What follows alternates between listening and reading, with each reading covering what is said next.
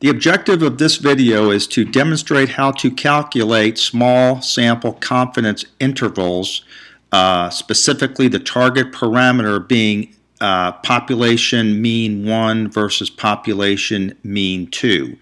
The example we're going to use is we're going to calculate a 95% confidence interval for 22 students that are slow learners in reading. 10 students are taught with a new method of reading, while 12 students are taught with the standard method. The assessment method is a test given to all students after a 6-month time period. The data is as follows. Sample 1 will be the new method, sample 2 will be the standard method. Here are the 10 reading scores associated with that assessment method for the students taught with the new method, and here are the student scores for the 12 students under the standard method. Key assumptions when doing a small sample confidence interval. Number 1, the 2 samples are randomly selected, and I'm just going to correct that. The 2 samples are randomly selected in an independent manner from the 2 target populations. Both sampled populations have distributions that are approximately normal, and the population variances are equal. So what we're going to do in order to complete this analysis is we're going to use Excel's Data Tool Pack. We're going to come over to Data Analysis, and we're going to highlight the t-test 2 sample assuming equal variances. Click OK, and I'm going to have to clear out some fields here. And so variable 1 is the new method, sample 1. Highlight all the data points. And I'm going to do that again because I can only have 1 row of labels. So we're going to do the new method down to right here. And then the standard method, title. And I'm checking labels. We have a hypothesized mean difference of 0. Alpha is 0.5 because we've defined 95%. We'll put the output. I'm going to come down here a little bit, and we're going to put it, say, right here, and I'm going to click OK.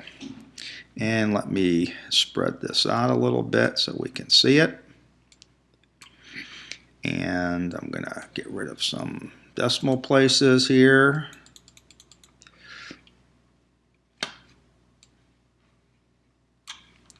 We'll just clean that up a little bit. Okay, so what we need to do is, in order to calculate a confidence interval for 2 small samples from 2 different populations, we need to first calculate the difference in the sample mean. So that's x1 bar minus x2 bar. So I'm going to put a column here called difference, and I'm going to subtract 76.4 minus 72.33, and this is the difference, also known as x1 bar minus x2 bar. Okay, and we'll just do that. Now we need to then calculate or know what our T alpha over 2 is. And then here we have the square root of the pooled variance, and we talked about that in class. Now Excel calculates that for us, and that is right here under pooled variance. So what I'd like to do next is I calculate a column called standard error, and the standard error is everything under the radical sign. So it's going to be equal square root. And I'm going to click this pooled variance times 1 over n1, that's 10, plus 1 over n2. And so there is what I call the standard error and we'll take some decimals away. And now T alpha over 2, Excel also provides, and it's this right here, 2 critical, 2 tail. Okay, so this is the same as T inverse 2T. If we wanted to use that command and calculate it, just to show you how it works, we would hit 2T dot inverse dot 2T. We put in 0.5 for alpha since it's 95%. Degrees of freedom, that's right here. Excel gives us that too. And let me make sure I click that. Okay, and so here you'll see we get the exact same number. But the bottom line is Excel gives us this. So I'm going to hit equal and hit this right here. So we have that. And now our margin of error is equal to the product of T alpha over 2 times the standard error, or what I call the standard error, which is all this quantity under the radical sign.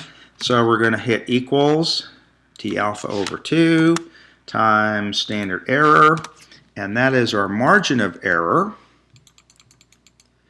And so if we wanted to calculate then the lower and the upper bound, it would be this difference, or x1 bar minus x2 bar, minus the margin of error. And the upper interval is equal to the difference, x1 minus x2 bar, plus the margin of error.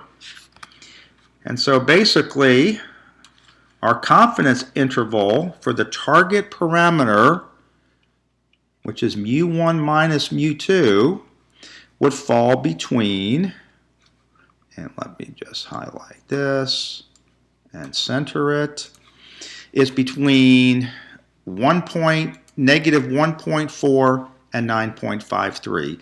And that is how you perform this analysis. That concludes this video.